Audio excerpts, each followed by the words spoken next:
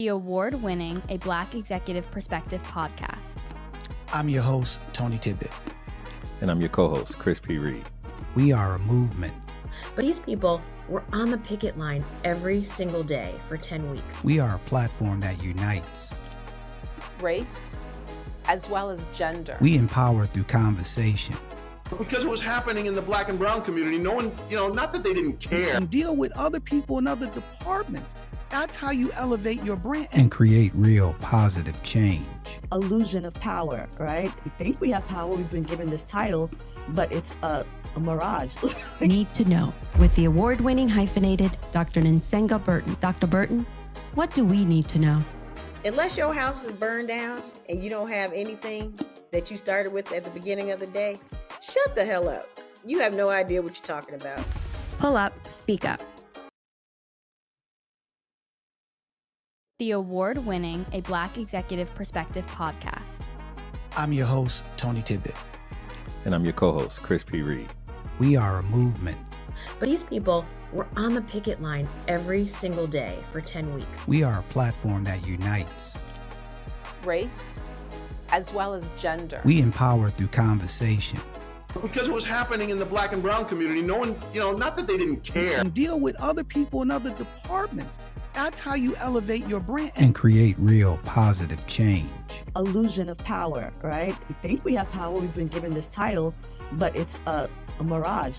Need to know with the award-winning hyphenated Dr. Nsenga Burton. Dr. Burton, what do we need to know? Unless your house is burned down and you don't have anything that you started with at the beginning of the day, shut the hell up. You have no idea what you're talking about. Pull up, speak up.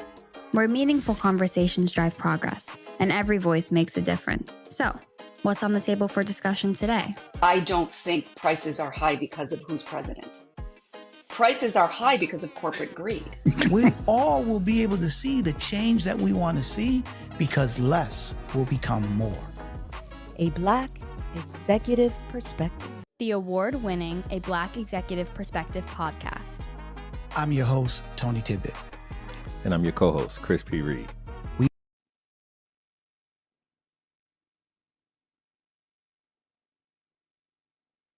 We are live from the new BEP studio for another thought-provoking episode of a Black Executive Perspective podcast, safe space where we discuss all matters regarding race, culture, and those uncomfortable topics people tend to avoid. I'm your host, Tony Tibbett. And I'm your co-host, Chris P. Reed.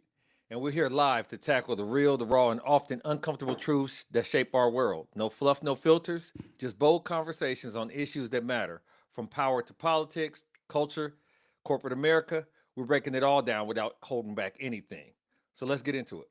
Buddy, let's get into it. Before we dive deep, man, how's the week been going for you? It's been going okay. It's been going all right. The weather's been better. Texas isn't flooding like it was before. And so, prayers out to those people still that are recovering, and hopefully they get things together and things of that nature. We're definitely putting that out from this source to them. One of the things that came up this week, and it's going to lead into what we want to talk about, which relates to a question I have for you about the subjectivity of our justice system. My mom had contacted me and said, hey, you remember that woman that got shot in her kitchen in Springfield, Illinois? Well, they're moving, would you say change of venue? Is that what you call it? Change of venue. Yeah. Change of venue. They're going to be trying that guy in Peoria, the officer. And one of the things that we've figured out over time is that they usually don't quickly indict or quickly investigate, and they blame it on the police unions and all these other reasons. But this was handled in a semi-quick fashion because of the publicity of it, because it was such a heinous situation with someone being killed in their own home after they called the police. But we'll see how this all plays out. I know that they said that the family was already awarded a $10 million settlement or something of that nature. And my fear on that, Tony, and I love your opinion on it, is do you feel like because the people have already been paid that the powers that be or the jury is going to say, it's over in that regard and we don't have to go as hard on the sentencing? I don't know, buddy. I mean, they shouldn't, right? At the end of the day, right. Their role is totally different than what a civil court would do, right? So it had two things are not in the same ballpark. They're supposed to adjudicate the case based on the facts and based on has a criminal thing been a criminal conviction, not conviction, but a criminal act, they're supposed to, basically go by a criminal act, not based on a monetary act, right? So that's the difference. So I can't tell you. I don't know. I hope they take the case seriously, regardless of how much money has been paid, and basically look at the evidence and then come up with a just verdict. I mean, look, a lot of these things we think is cut and dry, just based on what we see. But look, a jury, you get a defense attorney, and you start attacking the victim and their background, and talking about they were a witch and they did this and they did that, and in a way trying to pretty much say that they deserve to get shot, right? And again, we don't know, we haven't seen that, but that's typically the game plan. Attack the victim, talk about how scared the police officer was. And just so everybody, just make sure we're on the same page, because everybody might not remember that case. Sonia Massey case was it last summer, I believe it was, or the summer a couple of years ago, when she called the police saying that she thought that she heard a burglar, and they came to her house, and evidently she must have had some mental issues, and they were just having a calm conversation. There was two officers in her living room, and they asked her for her ID, her driver's license, as they were taking the report down, and she said, "Oh, it's over there," and then she went, and then they found out that the stove was still on, so they was like, "Hey, turn the stove off, you don't want to start a fire," and she said, "Oh yeah, I don't," and they were laughing. Then next thing you know, she grabs a pot of water and says, "In the name of Jesus, I rebuke you in the name of Jesus," and was like she was going to throw the water on him. And the cop went from 0 to 100, pulled his gun out, and was like, "If you do that, I'm going to shoot you in the face," right? He dropped the water, whatever, and then shot her in the face, killed her, and, was ambivalent to her,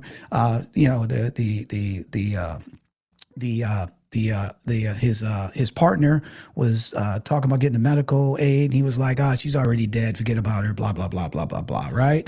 So at the end of the day, that's the case, okay? And so like I said, it seems cut and dry. Okay, just based on the video evidence, but we don't know. We'll see how it plays itself out. But it just goes to show you how quickly people of color can easily succumb to police overzealousness when it comes to how they're treated versus the other citizens. The tough part about that is I can understand making it a personal thing where what we hear all the time is a bad apple, right? I'm tired of all these bad apple, right? So I remember the first instance where I thought something was cut and dry, as you put, and it was the Rodney King thing. And once again, it was the video. So even in the Sonya Massey thing, the body cam footage made this absolutely, it was audio and visual, made it clear as mud. This is that. But they tried to come and act like it wasn't what it was. And it's the initial cover up. And this is now coming out more and more, right? The cover up. But that's beyond. See, the cover up, and when we talk about the subjectivity, the cover up is more egregious than the act itself. Because even as we transition into this Breonna Taylor, which was a national, international situation where this woman was once again, in her home, and the police came in, no knock warrant. I learned all these terms. No knock warrant came in, ended up being the wrong place or whatever, but they came in Yosemite Sam style, shooting up the place, and she ended up getting killed. And then they tried to make it seem as if it was, nobody said, you know what, we were wrong, blah, blah. They tried to cast aspersions on the boyfriend.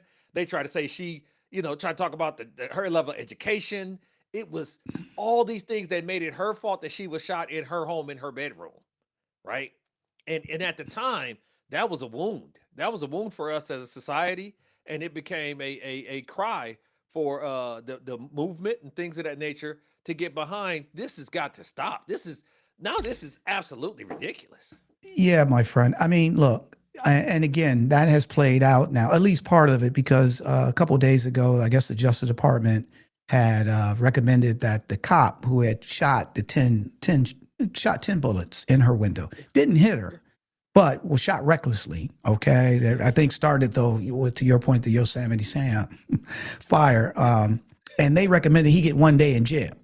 Okay.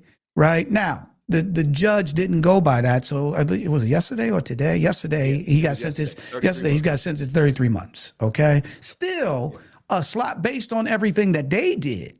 A slap on the wrist. And then number two, the other officers haven't seen a day in jail. And so, you know, you would think these things, look, let's be, you know, you try to balance it, right? You're a police officer. They're running to trouble. You know, their lives are at risk at all the time. Totally get it. Totally get it, right? But at the end of the day, to your point, in this situation, it was fabricated. Okay. They fabricated a warrant. Okay. And made it a no-knock warrant. Okay. Kicked in the person's door saying he had drugs, which he didn't. Okay. It probably was the wrong house. I forget some of the particulars. Okay. But they come in and kill an innocent woman. And look, let's be fair. The boyfriend pulled his gun out. And rightfully so. Okay, he has a right to protect himself. It was legal. His gun was registered. Somebody kicks in your door. All right, you're gonna be, you know, blah blah blah. And then his girlfriend gets shot, sleep. And instead of just, you know, falling on the sword and say, you know what, we messed up, and holding everybody accountable, and don't even play the court game. Just, we messed up. But it's too many other parties involved. You have a police union, you have the city, you have the police department, you have publicity, you have all the media, you have all these things where, you know, at the end of the day, the police union is going to try to do their job, get the cop off.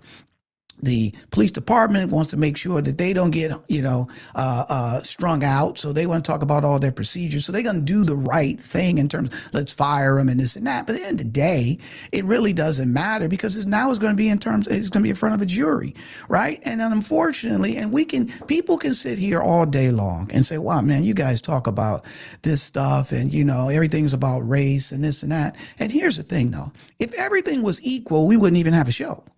Okay, just to be fair, right? If everybody was treated the same way, we wouldn't have a show. We wouldn't be talking about these things, right?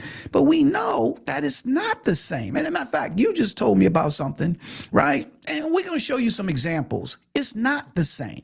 Okay, so when it's not the same, when justice is, like we said, is it justice or just opinions? When justice is subjective, it's not, you know, black and white for everyone.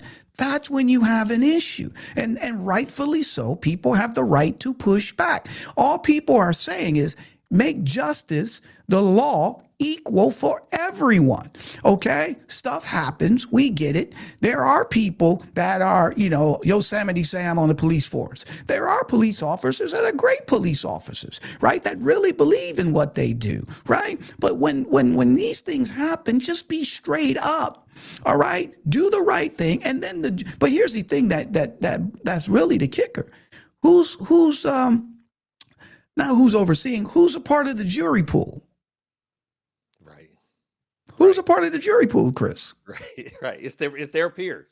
No, but it's everyday citizens. Okay, so at the end of the day, they're the ones who's sitting at the evidence and sitting back and saying, well, it was a black neighborhood. And, you know, it was in the middle of the night, and, you know, he was probably scared. And so they're the ones that's basically sympathizing or coming up with, you know, ways to get the person off, right? Giving them the benefit of the doubt, because at the end of the day, from their standpoint, they don't see everything equal. They see like if it was in their neighborhood and it happened to them, it would be totally different, right? You would think. But that also plays a part in the role as well. The problem is, as citizens who elect people and put people in positions of authority and power to make important decisions, when the Department of Justice for the United States of America buddy, I hear you. recommends one day, what does that tell you? Yourself, there are people that are thinking there must be something I didn't know. There must be more to this, and they just don't want to say it. Because why would an authorized body recommend one day? And luckily the judge didn't fall for it. But if he had those folks who want to believe things would have said, see, the DOJ, the United States itself said the dude should only one day. Yeah, but so what do you think? So I'm missing something here. So what do you think they know that they said that they recommended one day? Oh, that she was black. But Yeah, everybody, they, yeah, yeah, I'm missing well, something. here's the situation. I think that we, not to go off derail into the administration, but the concept of this is old stuff. We just don't want this in the cycle. We don't want to, rehash this. Somebody has died. They're not coming back. Their people are mourning, and they deserve justice. As you stated earlier, this subjective level of justice, we talk about it all the time where something can be shut down because certain people feel uncomfortable. To hell with the level of discomfort that we have endured for a long, long time. Not gonna put the hundreds of years on it, but even recently, there's been some. But when the wrong people feel uncomfortable, we move heaven and earth as a society or as a judicial body to make sure they feel a little better about it, and that's a But problem. yeah, it's a problem, bro. I'm not disagreeing with you, but the administration does have something to do with this. You got it. Since Trump took over, I mean, the Department of Civil Rights, the Civil Rights Division has been gutted. Okay. A lot of cases, civil right cases that were legitimate civil right cases, they pretty much said we ain't going after them no more. Okay. And a lot of those cases had to do with race and all those type stuff, right? So they're basically trying to whitewash all that. And this would be no different. That's why they're saying we recommend one day. Okay. And here's the thing, in terms of when they said recommending one day, they were like, well, look, he's already been fired as a police officer, so he ain't gonna never be a police officer again. All right, think about that for a second. That doesn't make no sense. Somebody's dead, like you said, right? And if push came to shove, if that was his own sister, and it was somebody else, he'll be screaming and hollering for justice as well. But this is not just, and you said it. The Department of Justice doesn't just say stuff on a whim. Okay, this is coming from the top, right? And this is how they look at these cases now. Okay, that's a fact. And anybody who's watching this, look it up. You'll see that the Civil Rights Division has been gutted. A lot of people resigned, and the cases that they were going after when it comes to race and all these injustices, the department now is those cases are not priorities any longer. Okay, so a lot of that has to do with this as well. Here's the major issue, and there's a lot of examples of it, but in what we're talking about specifically, things have been said that align with the spirit of the law and the way things were established and written, because the law is predicated on precedents. So they refer back to old cases when they try these things, this person versus this and this v that. And the reason why that's important is because if they're reestablishing the precedent of when to charge this and when to charge that, that's without justification. Let me read you a quote here that I had looked up. A legal system, any of them, ought to lay down the principles and the rules that may govern in small manner all possible occurrences of like circumstances. Okay. It goes on to say, the American judiciary is designed to be impartial. The principle of rule of law and the idea of blind justice is reiterated in the notion. However, the criminal justice system, specifically courts, provide both judges and attorneys discretion, which allows the subjectivity to seep into our legal system. Okay. If we have the ability to make things impartial and blind, because that's on the sign. The sign is the woman, she's blind, and she got scales. But then when you say the judges have discretion to do what they want to do, then it depends on who's judging. So hold on, bro. Hold on. Doing?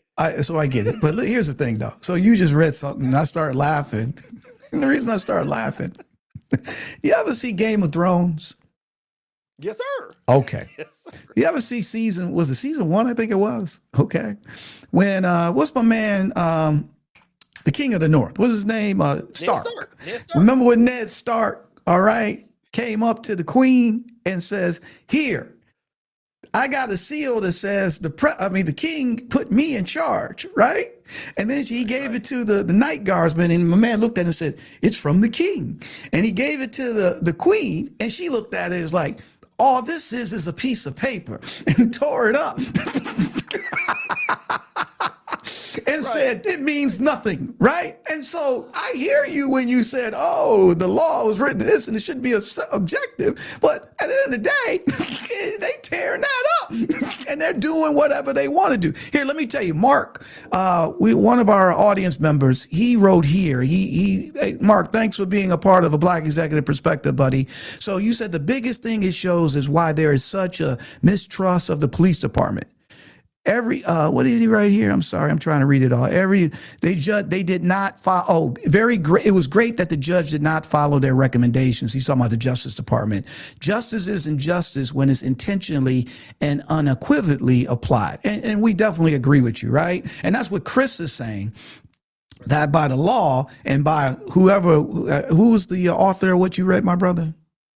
A guy named Jacoby Grant from Jackson State University. Okay, so what Jacoby said is 100% right. It shouldn't be subjective and stuff of that nature, right?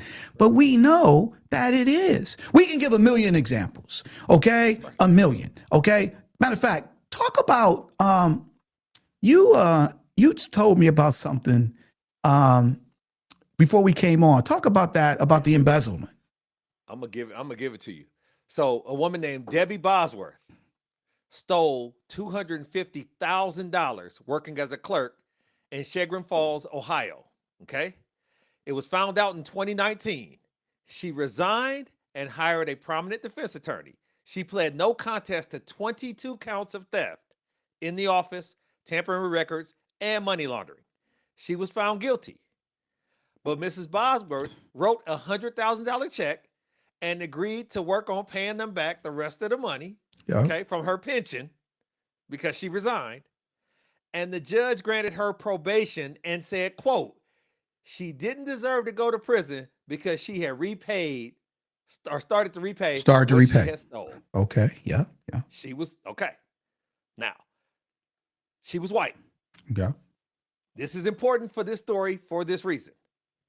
11 miles away, 1 year later, Carla Hopkins, an executive secretary at Maple Heights High School, was convicted of third-degree theft for embezzling $42,000. Remember, the first story was approximately $250,000. This is approximately $40,000. Okay, she was fired. By the time the sentencing, she had completed an inpatient program, found a new job, and had paid back $5,000 of the $40,000 she had stolen. Right.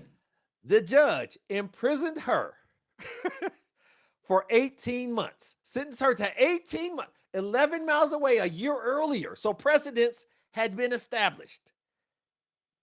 Didn't matter. A year earlier, a woman had got probation and was told, hey, she trying to pay it back. Give her, dang, man, people, players mess up, right? A year later, this black woman, same area, same area. Wait, a quarter of the offense, 1/4 of the money, less than a quarter of the money, got over a year in prison. I mean, how do they reconcile that amongst themselves? What did the community say, buddy? The community itself was outraged, but the judge, it's like an NBA foul, right? Once the call is made, they're not going to take it back. Makeup calls. But the judge in the first instance that sentenced Debbie Bosworth, let me see his name was Holly Gallagher. He gave her probation. This judge 11 miles away that sentenced Carla Hopkins, his name was Rick Bell. So these two gentlemen, these prominent judges, the thing about when you have a judge, when you have a judicial system, when you have a police officer, they've been vetted, they've been trained, they've been educated on the legal process, but they sometimes can't step away from who they are as human beings. And that's it, buddy. That's it 100%. Yep. And as you stated, or as the article I read stated, when you give the discretion, the problem with the discretion and the law is that creates a muddy filter, because then you have situations where Trump can pardon anybody that committed crimes like he did because he was convicted, didn't matter, Nothing happened. And then anybody that was tax evading or bank fraud or real estate fraud, he like, oh, that ain't a real crime. You stole $54 million of these people's pension. But because you did what I did, I've decided that's not really a crime anymore for us. Correct. Look at the Chrisleys. What is it, Chrisleys? What their name is? The Chrisleys, right? Who stole 36 million. Documented, done. Everybody know it, right? 36 million from a bank. All right. And then they cry, oh, they over prosecuted me. Right. And look, those are the terms that you use today. In today's world, you use the word over prosecute. Trump hear that and like, oh, we got to let him go. Okay. Go to jail. They got over prosecuted because they over prosecuted me. Right. And so you're 100% right, bro. You're 100% right. And we've seen this over and over again. Right here. I'm going to play something really quick.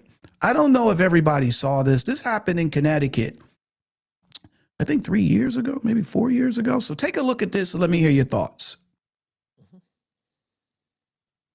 A woman was caught on camera firing a gun inside a Connecticut police station.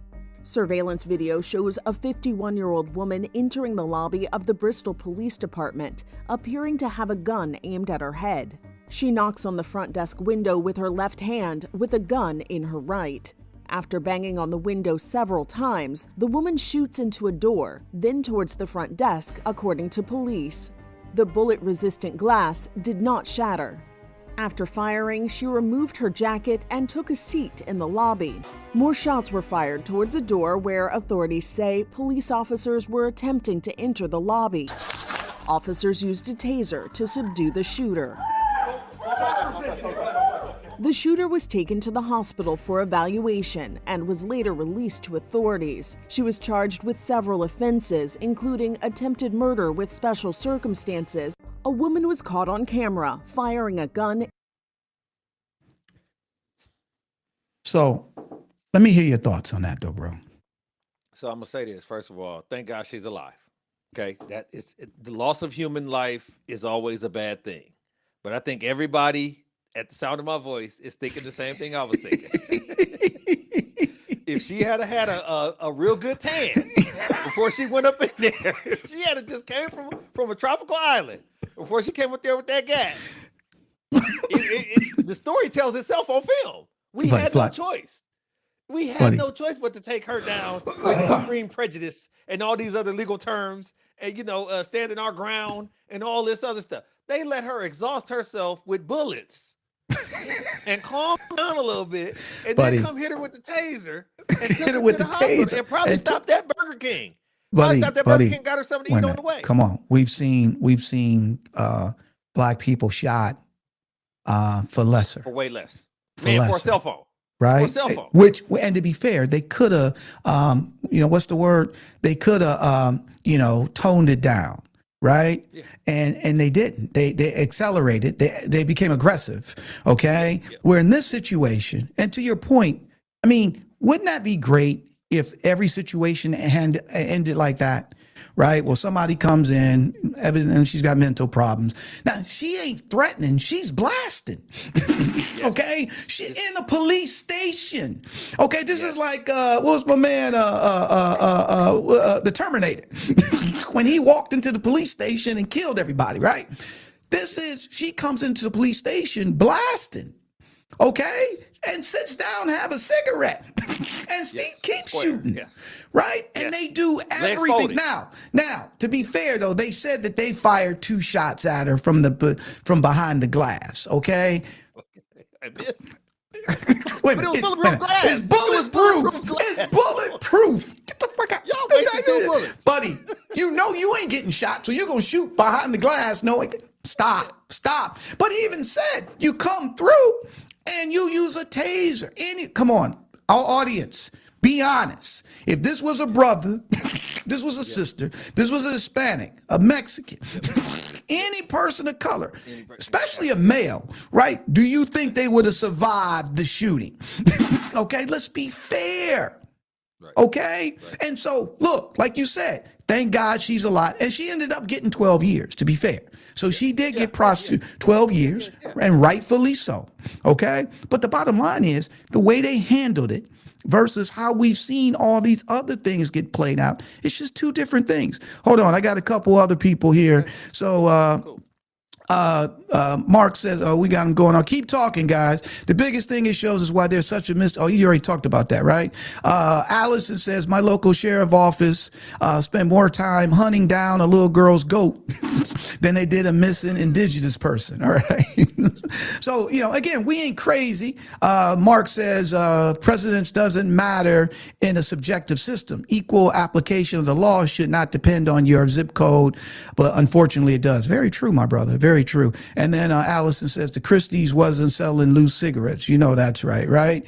And then Sal says why some disparities can be attributed to factors like criminal history and the nature of the offense, that racial bias also plays a role in the sentencing decisions. Absolutely, Sal. You're 100% right? Let me say something about that zip code. We showed an applicable instance where these people were 11 miles apart and got drastically different sentencing. So the proximity issue is not something I'm willing to abide by. But also, even in the situation where she came in with the gun, what I'm saying, there was an imminent danger to the police officers themselves. So they were well within their rights to eliminate that threat or eliminate that danger. No question. A gun and a pot of water. Two different things. There was no way that two the different water no, was two different things. life-threatening, and she was shot in the head in her home. You talking about Sonia Massey, though, right? Yes, okay. Sonia Massey. So right. So in the idea of when you talk about de-escalation, you would think that's part of the curriculum of the academy. And you would think that some of these academy rules and protocols are national, right? And we've done something on well, that's not true, though. Yeah. Right. But the idea of common sense, common decency, I think that the Connecticut Police Department should be, besides the shooting at the bulletproof glass, which is silly, they should have slapped dude like on Harlem Nights. Don't you shoot that little, what I'm saying? What are you doing?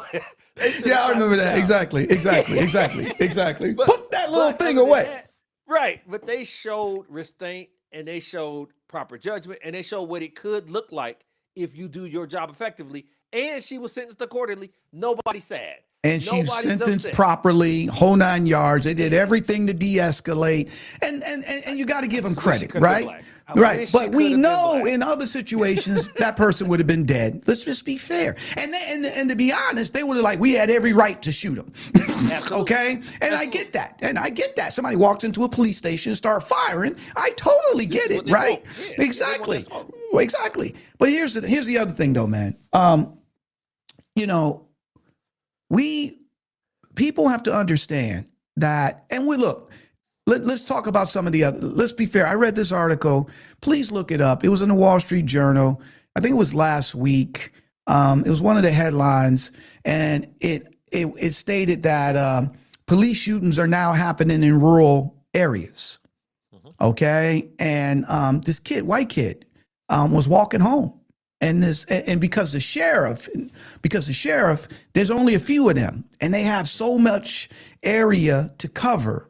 Okay. And it's dark and all that type stuff. But this kid, I think he was 18, 19 years old, was walking home from work, something like that. And the cop, they even wrote that the cop had put on some rap music, white cop, was listening to Dr. Dre, right? And then pulled up and said, hey, man, you're looking suspiciously and this and that. And I don't know if he had a BB gun. He had something in his pocket, right? And the cop shot him multiple times. And then when he was on the ground, shot him another 12 times. Oh. Okay. Yeah, man. Somebody look it up. It's in the Wall Street Journal. I wish I would have brought it with me, but check it out. And it was saying how the cop shootings are now going to rural America, right? And they have this shoot first, ask questions later mentality. Okay. And so now, everybody talk about the city and stuff to that nature, but the police mentality is now moving. And to be fair, it's probably always been there, but it's never been reported on. Okay. To be fair, this ain't a new phenomenon. It's just now being reported on. Okay. But if you remember, my man, when we did an episode on, what was it? What was the name of that episode we did? Not to protect and serve. Not to protect and serve. Yes, sir. Okay. And we talked about it's not a bad apples, like you said. It's the culture. Okay, it's the police culture. Okay, because some other people got off.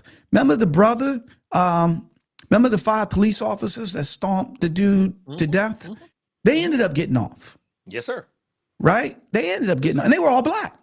Okay, Yep. and so at the end of the day, it's a culture within, and we're talking justice and we're talking culture. So I just want to make sure we're on the same page, right? Because we're talking justice should be the same for everybody, right? Regardless of skin color, regardless if the judge is a Republican or a Democrat, it doesn't matter. The law is the law, and it should be spread out equally to everyone the same, right? But we know that's not true. But then also we understand that police departments have cultures inside of them that, to be fair, and let's be fair, that is classism and racism, where they look at people of color as more dangerous, more aggressive. And then you have the blue wall, right? Where it's us versus them. Okay. So anybody that's not us is beneath us, and we can treat them any old way that we want to. Right. And so when you have those two things that's happening, you get people killing people. What's my man, Roger Fortson? Okay, answer his door, right? Somebody banging on the door. He grabs his gun. He just goes to the door with his gun, get killed. Yep. Okay, and then what? Do fear for my life? Blah blah blah blah blah. He was an airman in the military. Okay, didn't do anything aggressive, the whole 9 yards. So this is the point I'm trying to make. It's this mindset that black people or people of color are animals, and we got to be careful. All right, versus everybody else, and then you have a criminal justice system that applies the law in the same mindset, right? That we got to punish them more harsher than we punish everybody else. The demonization is such a problem because I'm not against sympathy, and I'm not against, people making mistakes. But in the instance where here in Dallas, that cop went into that guy's apartment. Correct. Said she thought she was going into her apartment. She don't know how to get home now, right? So she'll never make detective. But she's going into his apartment, kills him, and wanted sympathy because she had worked a double shift. Like, what are we talking about? Imagine if he had been a black dude that went to a white woman's apartment, shot her dead, and said he was sleepy, and so he needed to lean on the leniency of the court. It's that level of subjectivism, that level of discernment that you allow for the judge or the attorneys or the prosecutor to this sliding scale of, and we won't even talk about crack and cocaine. We won't even talk about how those things affected the communities. But any idea of a judicial system that is imbalanced, where the symbol is a blind person holding the scales to balance things out, is oxymoronic. And we're okay, and we become okay with it. We've become okay with the idea of, I work with a guy, you'll like this story, Tony. I'm a kid, I grew up in the Midwest. I know when you do bad things and you're a bad guy, the police come and get you with extreme prejudice. They kick down your doors. They got secret indictments. They catch you up in the most, do the perp walk and all this and all that. And I'm working with a cat at an undisclosed headquarters company. And at one point in time, he comes in and says, hey, great working with you. Not going to be here. Found myself into some trouble.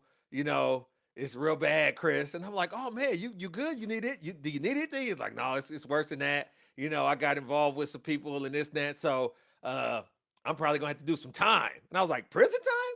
Yeah, I got to turn myself in 3 weeks. I had never fathomed a scheduled arrest where you go and turn yourself in. I'm like, what the? I didn't believe him. Tony, I didn't believe. I was in my. No, it happens. Yeah, him. Yeah, it happens. I had never.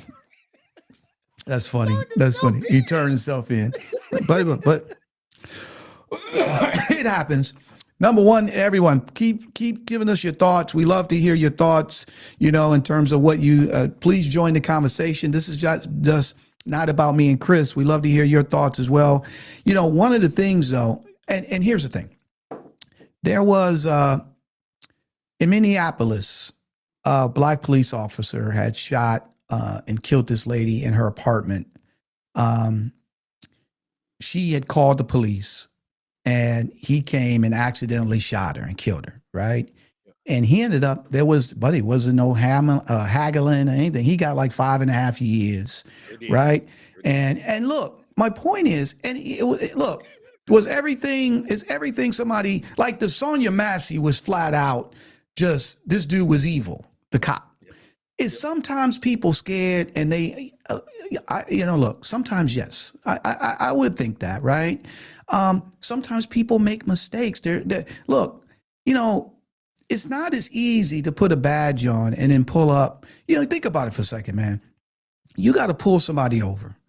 You're a state cop. You by yourself. You got to pull somebody over. You don't know who they are. You don't know what they are, right? You're walking up to their car, right? That is going to be a little nerve-wracking. All right. I would think that would be nerve wracking for anyone. Okay. So I get it. I totally get it. Right. Not knowing if you got a family, you got kids, you want to go home, you want to see them. I totally get it. Right. However, when these things happen, you still got to hold people accountable.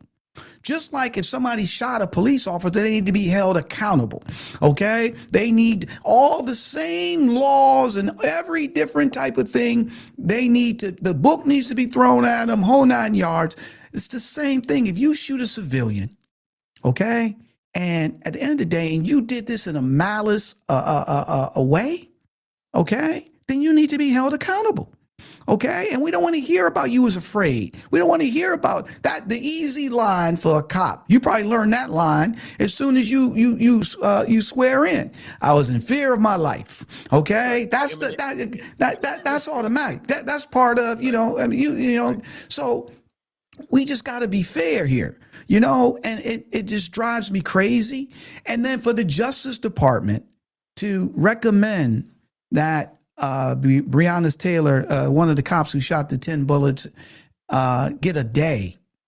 And that's the most powerful legal system in the United States. Absolutely correct. Right. So if they're so what message is that sending?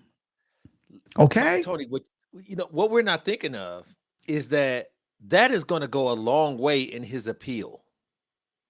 Of course. That's an excellent point. That's going to go a long way in his appeal. So yes, we think that him getting 33 months is the end. Man, we wish it could have been more because she's dead for real and all this other stuff. But we just got to hold off because that appeal is going to come out and they're going to wait for the dust to settle or some other chaos is going to distract us. And then you're going to, hear one time that he ended up getting pardoned or end up getting off, 6 weeks later type deal, or got reduced to time served or whatever the case. It's funny how it's always an excuse or a justification when you don't want to offend a certain subset of the American society, but not realizing you're absolutely offending another subset. And it's not just offensive to us. It's offensive to good white folks too. It's offensive to law-abiding citizens who want things to work accordingly. But when you stack the deck and put your thumb on the scale of justice, this is what we have, where you have things being subjective and people doing what the hell they want to, or buying their way out of it. Or once again, in the article that I read, it says she hired a prominent defense attorney. What the hell does that have to do with anything? How prominent the person, the law is the law. Like it shouldn't. But but again, though, man, so here's the thing. These things are nothing new. We're talking about them today. Black people have been dealing with this in slave patrols. Okay? Let's be fair here. They used to, at the end of the day, you go to court, jury all white, you going to jail. It's just, that's just a fact. Okay? So this is nothing new. We've been dealing with this for forever. Okay? The thing today is you have video. People can see it. Right? But this is nothing new. Look, bro, you ever, what was remember the 3 civil rights? This is the first time white people actually paid attention when the 3 civil rights workers were murdered in Mississippi. One of them was Goodman, Cheney, and Swerves, I think his name was, right? And 2 of them was white, 1 was black. Okay? And they got murdered. Buried in Mississippi by the Klan, and the sheriff, the deputy, was part of it. Okay? And when they went to court, the local jury, not guilty. They had to do federal charges. Think about that. They did it. They shot him. Evidence all over the place. Not guilty. They had to do federal charges to convict him, and they couldn't convict him of murder. They convicted them of violating civil rights laws. And they got 3 years based on what they did. You see what I'm saying? And the local community was like, not guilty. So that shit has been going on forever. Okay, ever. And that was the first time white people actually saw it, because it was 2 white boys. Okay, and people were even saying, hey, if there wasn't 2 white boys, the FBI probably wouldn't even came down. They did nothing. Absolutely. Okay, so got them 3 years. And that was in 64. So that was 61 years ago. And we talking centuries of this type stuff, right? Chain gangs, whole 9 yards. Okay. So at the end of the day, it's important that we talk about these things and we keep them alive so you can be able to push back and educate yourself. Justice should be fair for everyone. It shouldn't be subjective. Okay. Now, and look, let's be fair. There are there's hanging judges. And then there's judges that'll give you a break. Okay. But at the end of the day, it should be equal. Okay. So I remember my boy, he was a drug dealer, and he told me when he got caught, this was in Detroit, and he got a lawyer, and the lawyer, he had to go to court, and the lawyer looked at the docket and found out, said, oh man, you got Judge Thomas. I got to change your ass going to jail. All right. So he had to change. You see my point here? He had to change, get his get him out of that judge to go to another judge. All right. And so that judge would be more lenient. Now, look, that's my man. But you see, so this stuff happens all the time, to be fair. It happens all the time. We're talking murder. We're talking loss of life. We're talking cut and dry video evidence, somebody killing somebody that everybody can see. Okay. Let's be fair. Even with the George Floyd thing, people were nervous. Is they going to really convict them? All right. And the whole world watched it. So it's just really sad that we're in this predicament. But to be fair, it ain't nothing new. Yeah, I think that, with us even being in a situation where martial law is imposed in California, and, I sent you a graphic of ICE with the mask on, juxtaposed to the Klan, masked up and just going in and getting people, you know what I mean? And being empowered.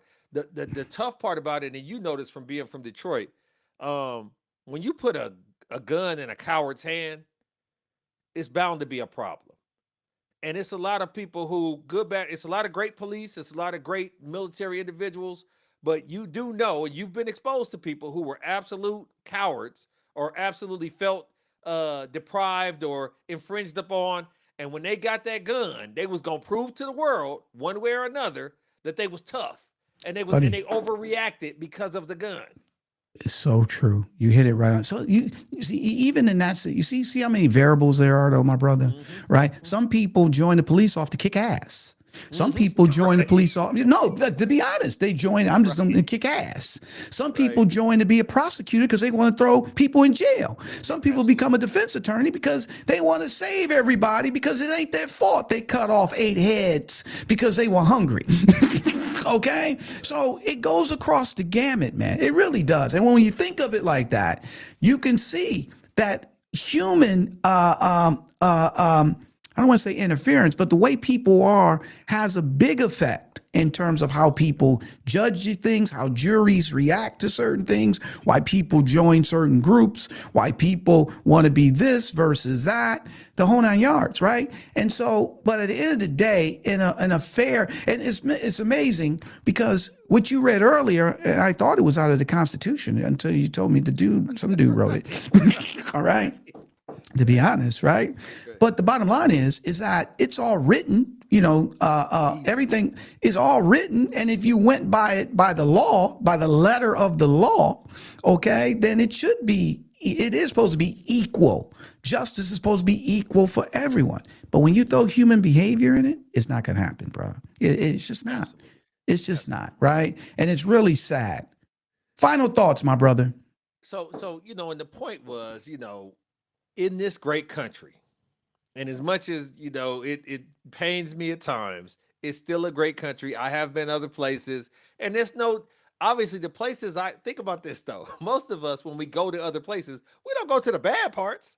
We go No. to the destination locations. So for us to say that the world is trash and we great, you spend a lot of good money to go over there where you now you're talking bad about it, right? So in the idea of I've been to more places in the United States than I have throughout the world, so my big picture perspective is a little different. But I do know that skin color and skin tone, now more than ever, because of video and other more high profile ways of showing the egregiousness of it, shouldn't have an influence on how you do your job appropriately or how you're sentenced if you are convicted. So these levels of getting arrested. Remember, Tony, there was a time when they wasn't even getting indicted or arrested. Like this is a new thing for these kids. No, buddy, that the officers are actually you talking about going the to cops? jail. Yeah, exactly. Yes. That's what I'm saying. Buddy, this is new. Yeah, but go ahead. Finish your final thought. Go ahead. But you know, the fact that you get to be privy to the laws and the rules that this great country applies, and you get a right to be innocent until proven guilty, judged by your peers, the right to go to jail, like that woman, that crazy woman in that Connecticut police, she got all of her inalienable rights as a United States citizen exercised appropriately. And yes, she is in jail for a long time because she deserves to be in jail and observed. She's a danger to herself and the community. But damn it, she at least got a chance to check off all the boxes that we were promised up front. It's not justice, it's bias dressed up in procedure. And we are living those biases constantly. And there has to be an answer. Is it an easy answer? No. But that doesn't mean it's impossible. It's got to be something to where, hey, we got to streamline this to have it more reproductive, more repeatable when it comes to the criminal justice system, because the jails or the prisons are inordinately qualified with Black and brown people, where the society as a whole is a smaller percentage. So those numbers, the math ain't mathing. And it's making it seem like, based on who's locked up, that all of the Black and brown people are the bad guys. Right. Bad guys wear black. White guys wear the white hat, white suit. You know, the bad guys wear black. And it's we just, those impressions, these type of conversations matter because those impressions have to be dismantled, and we have to disturb that bias. We have to disturb that discrimination. And until you put it down, and you guys on this pod actually look at this stuff and say, "Damn, I didn't realize that. Damn, I did." Enough is enough, and we have to kind of cape up and make sure that we follow these things through the end. Like I said, the guy's sentence or his trial was changed to Peoria County, and he's going to be tried in Peoria. And I'm going to be all over that to make sure it doesn't slip through the cracks and he end up getting a day. Buddy, I love it. And what you said, I'm just going to piggyback on the back part of what you said, because I love everything you said.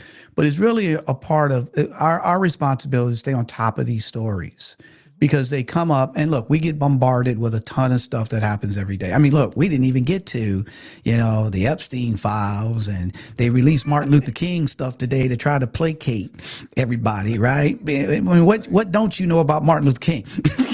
Okay, I mean, stop, right? We didn't even get to all that type stuff. Or Trump wanting the Washington Commanders to change their name to the Redskins again. Or he ain't going to approve the new stadium. I mean, you see what I'm saying? So there's so many things coming at you, right? That you can throw your hands up or you get sidetracked or whatever. But to your point, it's important to follow these cases and stay on top of them and really reach out and push back and speak and talk about these things, right? Keep them out in the open, because the everyday American will move on, and then that person is suffering, or that family is not getting the justice that they need, right? And a lot of times for them to get the justice, and sometimes it does. I mean, I don't want to say it doesn't matter, so I want to be careful. But the key is they need everybody pushing back and screaming about it. All right. Breonna Taylor's case would have been a footnote if it wasn't the video and then everybody screaming and hollering. We can go on and on and on. So the reason those things become under a microscope is because the everyday citizens are involved and are screaming about them and saying this ain't fair and protesting and all those things. Because here's the thing. You don't know if this is going to happen to you or one of your loved ones. Okay. You don't know if somebody in your family is going to get pulled over. You don't know if somebody's going to go to the store or whatever, man. And it can happen to anybody at any time. So very important to stay vigilant and really stay informed of the things that's happening today. All right. So look, number one, I want to thank everybody for joining us on this live episode of a Black Executive Perspective podcast. All the comments that you have, guys, we really appreciate it. Keep it coming. You know, like Chris and I talked about, we want to eventually have some of you guys come on and give us your opinions live, right? So we're definitely going to be looking for people to come and join us and talk about some of these topics, right? But again, we want to thank you for checking us out, being engaged, listening what we have, and providing your perspectives as well. Cool, yeah. And as we close out, I want to remind you, and you've seen it in the scissor reel in the beginning if you came off from the beginning, came off from the front end, but we want you to check out Need to Know with Nsinga. Don't miss this week's episode of Need to Know with Dr. Nsinga Burton. The Black Executive Perspective podcast is where Dr. Burton dives into timely and crucial topics that shape our world and community. Make sure you tune in to her powerful message each week. You definitely do not want to miss it. Absolutely, especially this week. I think she's doing a tribute to Malcolm Jamal Warner, who just passed away yesterday. And I listened. We recorded it earlier today, and it was very, very powerful. So definitely check out Need to Know with Dr. Nsinga this Thursday. And also, don't forget to check out our next Pull Up, Speak Up Roundtable, where our roundtable dives into the hard-hitting topics. Every voice counts. Every perspective sparks change. This isn't just talk. It's a call to action. Tune in. Hear the topics, hear what the roundtable is talking about. It's pretty much like what you guys are doing right here in terms of your chats for this live. So don't forget to watch the next Pull Up, Speak Up here on the Black Executive Perspective podcast. And then we always like to shut it down with our call to action for folks to incorporate LESS. Our goal is to eliminate all forms of discrimination. And to achieve this, we're asking for everyone to embrace less, LESS. And the L is for learn. Educate yourself on racial and cultural nuances. Learn the laws and learn what you have as a right as a citizen so you're not openly infringed upon. Absolutely. And then after you learn, you have the letter E, which stands for empathy. Now, since you've learned, now since you're enlightened, now you should be more empathetic to your friends and colleagues, because now you can put yourself in their shoes. And then the first S is for share. Share your insights and enlighten others. Tell people about what you've learned, what you've heard here, what we're going to keep giving you here. And we want to make sure you don't hide it, you divide it. And then you have the final S, which is stop. We want to stop discrimination as it walks in our path. So if Aunt Jenny or Uncle Joe says something at the Sunday dinner table that's inappropriate, you make sure you say, Aunt Jenny, Uncle Joe, we don't believe that. We don't say that. And you stop it right there. So if everyone can incorporate less, LESS, we'll build a more fair, more understanding world. And we all will see the change that we want to see, because less will become more. Make sure that you put on your notification button for the next time we're doing a live. Make sure that you check out our pre-recorded episodes in our catalog, and be on the lookout for new things to come. But make sure that you give us information that you'd like to hear about. Go to the website, sign up for the newsletter, leave us a review, and tell us what you'd like to talk about. And as Tony stated, you can come on here and chop it up with us as well. So subscribe. Where can they find us, Tony? Buddy, you can find a Black Executive Perspective podcast on YouTube, Apple, Spotify, or wherever you get your podcasts. And please don't forget to follow us on our social channels of LinkedIn, X, TikTok, YouTube, Facebook, Instagram at a Black Exec. For my man, the co-host with the most, my boy down in Chris P. Reed, my boy down in Dallas, Chris P. Reed. For our audience, I really appreciate you guys joining, chatting, Allison, Mark, Sal. Appreciate the engagement. Keep them coming. I'm Tony Tidbit. We talked about it. We learned about it. We definitely laughed about it. We're going to keep striving and thriving about it. We love you. And guess what? We're out. A Black Executive Perspective. A Black Executive Perspective. A Black Executive Perspective.